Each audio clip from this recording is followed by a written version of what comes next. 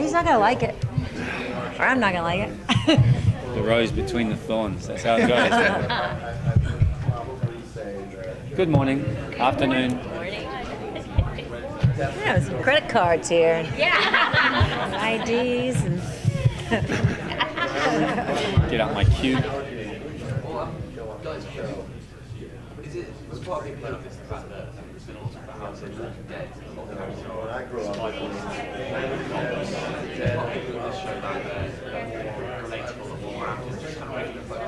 Very much. Yeah. English literature teacher, counselor. School counselor, sort of a patchwork family. We've both been married before and have teenagers from those marriages, and we're putting together a family again, and that's very contemporary, modern, recognizable, relatable family, I think, and with its daily, challenges and hijinks. So that's where we sort of start.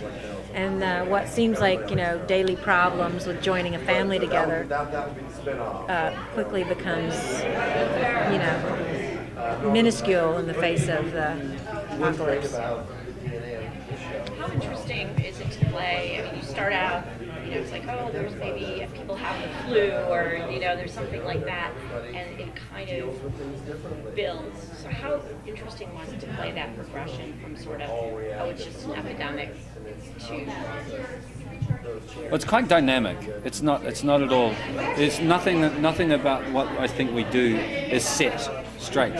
Everything's set up with a dynamic, with a possibility to have an expectation, and it can very quickly change. So we might be thinking or feeling one way about what it is in one episode, and by the next episode we might have do-si-doed on it. It's like, well, I don't know. And you're like, well, I do know. And I said, well, are you sure you know? And so it's very dynamic, and there's no set way that we can do. We have anchors with our characters. But it's a layman's approach to it because we don't have the information, so it is us.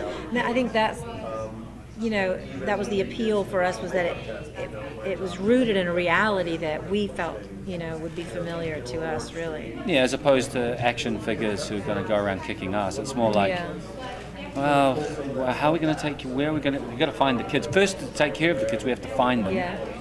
And then we just take it from there, and then, what are the parameters of what's going on? How do we set up the rules of this? Because we don't even know what it is, and we don't agree on what it is either.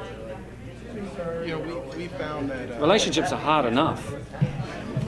We found that in general, one of the big identifying points for the fans are especially people come up to us and they're like, I love that episode, but here's how I would have done it. Here's how I would have handled that issue, right? So we feel like people really love to think about these scenarios, and so we said, okay, how can we create characters that give you as an accessible point of entry as possible, right? So the goal for us was to create characters that are as real and as human and as authentic as possible, so that you could say, okay, like I could be them. That's a version of me, or I know those people. Those are my neighbors. Those are my friends. Right. So when you watch what Cliff and Kim have done, you'll see like, okay, I recognize those people as real people that exist in my world. So I know how I would do things different because I raise my kids different than them. But I also know sort of how I would react similar to the same situation. So that sense of identification is key to the Walking Dead universe. Was there a sense of purpose in making Kim's character a guidance counselor? Because, she's a mom, she's already tasked with looking after children in that regard. But guidance counselor, you're in charge of people's futures, launching them into their futures and children.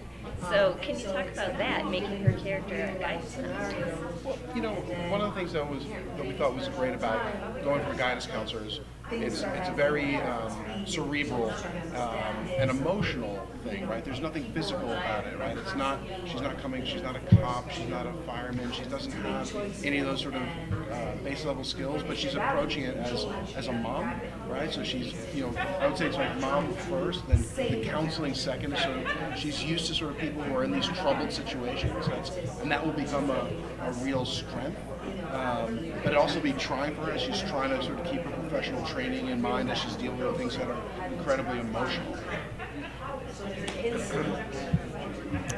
So the setting is LA, and it's like or working class LA. What are the possibilities and exciting parts of shooting in that sort of very intense urban environment? Ethnic diversity, blended families. We have a beautiful little neighborhood, El Sereno, which is the oldest neighborhood in LA. So it's got a texture and a hue and a certain light there that is really specific. You know, it's distinct from any other way that I think LA's been represented before. The architecture, we've got this high school, it's like a citadel looking out over the city, you know, and then we've got our dependency on sort of freeways and motorways and cell phones to connect each other. It's how we live our lives now, is through technology. And so when all of that shuts down, it's not the same as if we lived in New Zealand in the bush. It's like when that stuff shuts down, you need to find family members or figure out a way to get out of Dodge. It's life or death decisions. You've got mountains and you've also got water, and a large amount of water on one side too. So there's some sense of you're in a ginormous populace, but you're also Yeah. I mean, we looked at basic stats that have been thrown around. I think Gail said the other day that our system runs on this, that if things stopped, we only have enough food supply of 3 days. It'll last us 3 days, and we'd be out of food. That's scary. I think Hawaii is like 10 days, you know. So it's like we need infrastructure to run our lives, just to eat.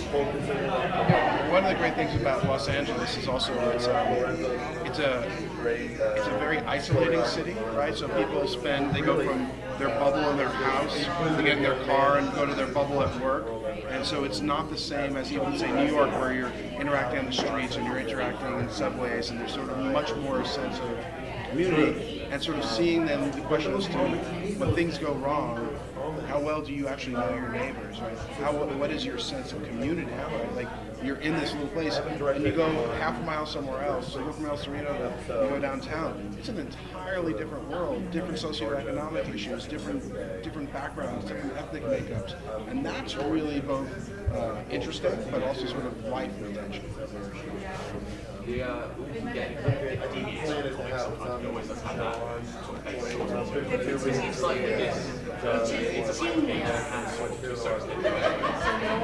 Yeah, we're free. We're free to create our own.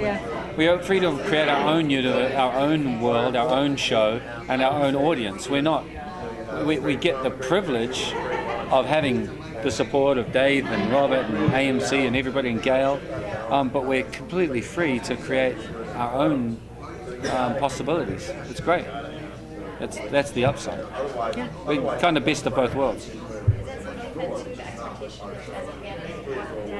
You don't like to get too close to the characters because usually once you do, you're not there anymore. Do you guys, is it something you're still playing with, or do you guys still kind of get nervous and like, well, we kind of felt like a little, maybe it was a false feeling, but we sort of felt safe with the first season, 6, but anything goes. Yeah, we don't know anything until we read the scripts. No, I had thought. You thought you were going to go? You know, it's kind of like, I completely thought that, you know, we had a setup where someone in the central family can be, anyone's up for grabs. Yeah, I mean, I've read we're very sentences close. That were like, oh, is that foreshadowing? Yeah. Oh, call my agent. No.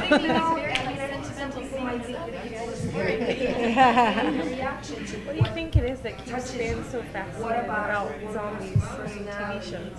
It seems to not like die out, it keeps going. Honestly, I think that people really look at this as zombies to me sort of represent that internal sense of anticipation, dread, things you haven't done, right? That sort of mental to-do list of things that are coming out there. The sense that every time that you do something, it only creates more things for you to do, and that sort of, it's almost an existential dread because they're not driven with any sort of motivation other than to eat you, right? So there's not a complicated plot, but I feel like that sense of things are always just this far away from falling apart is something I think that all of us can identify with. And I think that as long as we present those stories in human terms, right? It's the stories of these characters and not the zombies. We present the zombies as a manifestations of our inner dread and threat. I think that's sort of the secret sauce of why this works. Could the two of you talk about the dynamics of your relationships? As Cliff, I was actually able to speak to you via phone, but you said you're an optimist. You believe you can fix things. You believe you can handle this. You've got some secrets in your background. So can you just talk about the dynamics of your relationship a little bit? Well, I think Maddie has come from a tough time. She became a single mother raising teenagers. She lost her husband, and she's been very adaptable. She had darker, challenging stuff in her childhood as well that's made her sort of like, let's pack the bags, let's go, like adaptable and survivalist. And I think that makes her strong, but at the same time, I think when Travis comes into her life, she finally feels like he's a rock for her. And I can relax and lean on this man, and he is there, and he has my back, and he has my family's back, and that he will be there for me. So that's a nice compliment to her strengths and gives her sort of a break. He tries to even tell her that. Yeah, I think Travis is. I've gotten to know him more through the season. I really love those elements of who he is. And apart from just him, he's fallen in love with this character, Madison, and it's a wonderful feeling when you feel in love and that potentially you've found your soulmate, and you do anything that would make that relationship work. On the other hand, he's got his ex-marriage, his ex-wife, and a marriage and a reminder through his estranged relationship with his son. Now, how that affects the show from my character's point of view is that all of this conflict and us not agreeing is threatening the love of his life. And we're seeing that as we move through the drama of it, that we don't see things the same way. But we still love each other. That's a great challenge in any relationship. On the other hand, the relationship with Liza is, we kind of like, our relationship, early marriage was an accident. It kind of should have never happened, but it did. And we realized that as adults, and then we grew apart.